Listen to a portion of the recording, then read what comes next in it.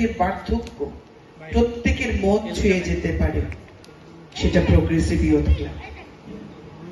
আজকে progressive youth ক্লাবের সুবর্ণ জয়ন্তী অনুষ্ঠান, যেটা 15 দিন ব্যাপী চলবে বিভিন্ন প্রোগ্রামের মাধ্যমে, যার আনুষ্ঠানিক উদ্বোধন আমরা একটু আগেই করলাম মঙ্গল প্রদীপ প্রজ্বলন করে। আজকে তাদেরকে অনুসরণ করে অনেক ক্লাব নিজেদেরকে সংগঠিত করে সুন্দর করে সাজানোর প্রয়াস নিয়েছে, এটা খুব ভালো দিক। রাজনীতি নেই এই ক্লাবগুলোতে, শুধুমাত্র সামাজিক চেতনাবোধ, সমাজের প্রতি কাজ করার অঙ্গীকার নিয়ে তারা কাজ করছে।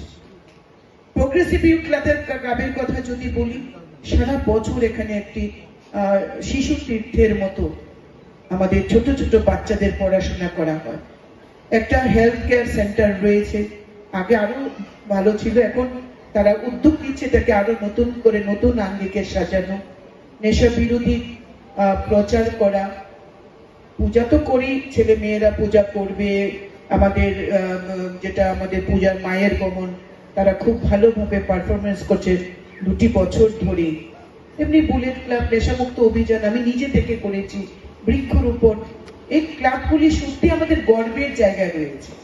ক্লাব মানে আজকের ওই ডেফিনেশনটা নেই। ক্লাব মানে কয়েকটি উদ্দাম ছেলে মারামারি দাঙ্গা এগুলোর ঊর্ধ্বে উঠে সমাজের চেতনা বোধে সমাজকে পরিবর্তন করা, সমাজের অসহায় মানুষের পাশে দাঁড়া, বুভুক্ষ মানুষকে খাবার দেওয়া, শীত বস্ত্র প্রদান করা, লকডাউনের মতো পরিস্থিতিতে মানুষের পাশে দাঁড়ানো, রক্তদানের মতো মহৎ দান, ছাত্রদেরকে, অসহায় শিশুকে, অসহায় ছাত্রকে।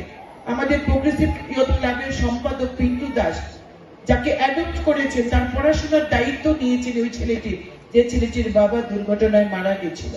এই মানসিকতা যারা রাখে তারা তো প্রোগ্রেসিভ হবে। প্রোগ্রেসিভ যাদের নামে, তারা তো প্রোগ্রেসিভ, তাদের চিন্তা ভাবনা এগুলো তো অত্যন্ত মানুষের কাছে, মানুষের হৃদয়ে ছুঁয়ে দেওয়ার মতো।